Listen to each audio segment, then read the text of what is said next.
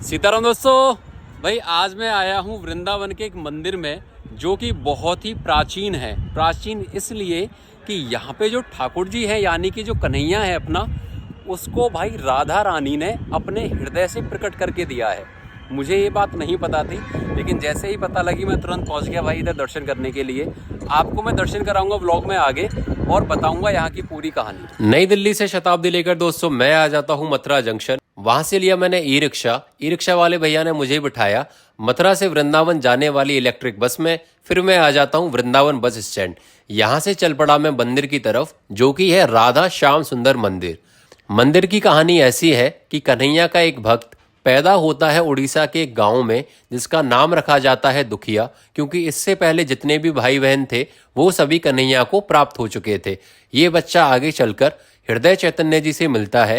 हृदय चैतन्य जिस बच्चे का नाम रखते हैं दुखिया कृष्णदास। उनका कहना होता है कि कृष्ण का दास दुखी हो ही नहीं सकता।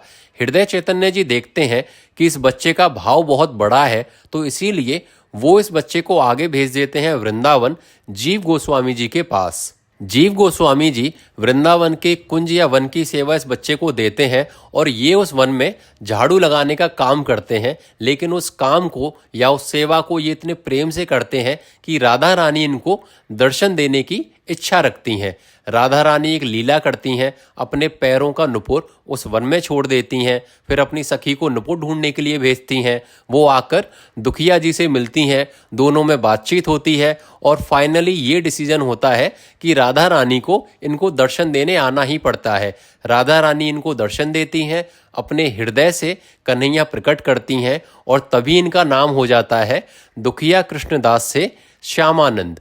क्योंकि श्यामा है हमारी राधा रानी, जिसने श्यामा जी को आनंद दिया, या जो श्यामा जी का आनंद है वो हो गए श्यामानंद। मंदिर में दोस्तों जो आप दर्शन करते हैं, ठीक सामने आप दर्शन करेंगे बड़े वाले राधा रानी और कन्हैया के, और उनके बगल में है छोटे राधा रानी और कन्हैया। इन दोनों को दोस्तों अलग अलग संतों ने प्रकट किया है या बनवाया है।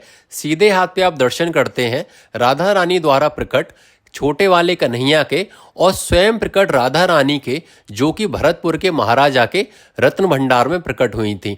अच्छे से कर लो दोस्तों सभी के दोबारा दर्शन। अब मिलेंगे आपसे अगले व्लॉग में नए मंदिर और नई कहानी के साथ। तब तक के लिए राधा रानी और कन्हैया को सीताराम कहना ना भूलें।